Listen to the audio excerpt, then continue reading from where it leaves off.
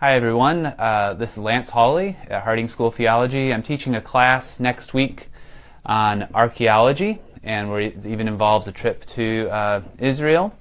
But I thought I would share a couple of books that I'm reading, one that I've assigned and one that I'm just reading for my own preparation. And that actually, the one that I'm reading for my own preparation is called Digging for God and Country by Neil Silberman. The subtitle, Exploration, Archaeology, and the Secret Struggle for the Holy Land.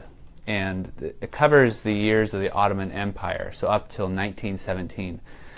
This is a really fun book, interesting book, and I think important for understanding why we do archaeology in the first place in Israel, how it became, kind of how methodologies progressed. But it also involves early missionary efforts in Israel, the struggle for control, like political events between the Ottoman Empire and Britain and Russia and France, sort of the transition from seeking treasure hunting, seeking artifacts and relics and the discovery of antiquities, into sort of what the beginnings of modern archaeology and the history of archaeology. So it also really great chapters on like the finding of the Mesha Stela. So if you're looking for some adventure in archaeology that's real, I recommend this book. It's really interesting and it's actually good reading, well written. So I'm reading that for my own benefit, but it's really a fun book. So another book that I've assigned that I really like a lot, this is my second or third time through it. It's by Philip King and Lawrence Steger, called Life in Biblical Israel.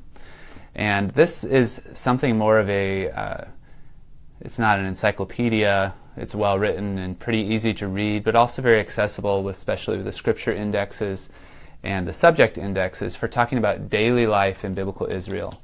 So archaeology, since the 1920s up until today, has moved from searching for destruction layers and really being about the history of the big events in Israel to more of an emphasis on what was daily life for the average Israelite like. And that's really the focus of this book. So they go through households, what their houses were like, the jewelry that they wore, the music and the musical instruments, their pottery, just anything that archaeologists might find in the ground and how that relates to the biblical text. So while they're archaeologists primarily, they supplement it often with texts from the Bible and just trying to kind of come up with what daily life is like. It's a really valuable book for understanding the Bible more fully and its world and the daily experiences. Some of the references that as you're reading through the Old Testament, you may gloss over because you just don't understand. Well, they'll help fill in the gaps and really bring the stories to life much more fully. So I hope these are helpful resources. There's so many others, but these are two that I'm reading right now. Thanks for your attention.